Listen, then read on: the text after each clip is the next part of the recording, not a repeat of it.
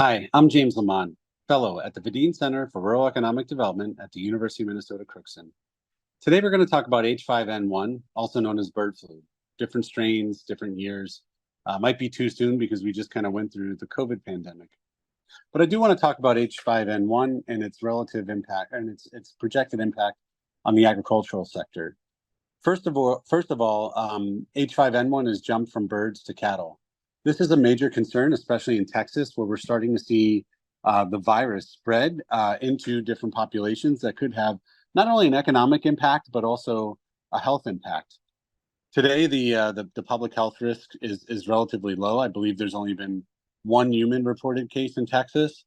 However, the USDA has begun mandating testing and reporting for dairy cattle to control the spread. Obviously, the more intelligence you have in the earlier detection, the more mitigating factors could be implemented in order to hopefully reduce the impact on the agricultural sector.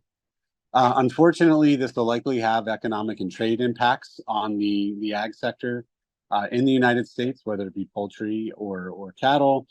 And then for co-products such as milk and other dairy products, we may see stricter pasteurization requirements as a result. Not quite sure if you saw this, but this last week in the United States, there were tests done on dairy throughout the country, and 1 in 5 milk jugs tested positive for some level of H5N1.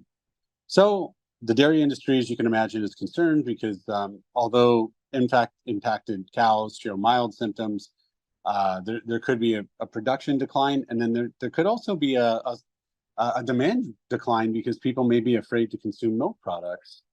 In addition, additional surveillance and research will continue in order to monitor the behavior of the virus, but also mitigate its spread.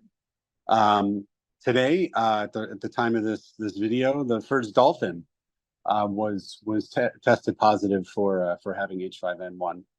In addition, consumer safety will likely increase from a protocol perspective to prevent additional market contamination. And then we'll likely see some regulatory and farmer responses either be pushed back on one end or stronger regulatory requirements on the other. And as you can imagine, there'll be more warnings to the public so as to reduce the propensity for people to catch the virus. Today, it isn't looking very great because it's novel. There are higher death rates for human beings, and so it's kind of one of those things we're going to have to watch, not from just a public health perspective, but also from an economic and agricultural perspective. Thank you for joining me.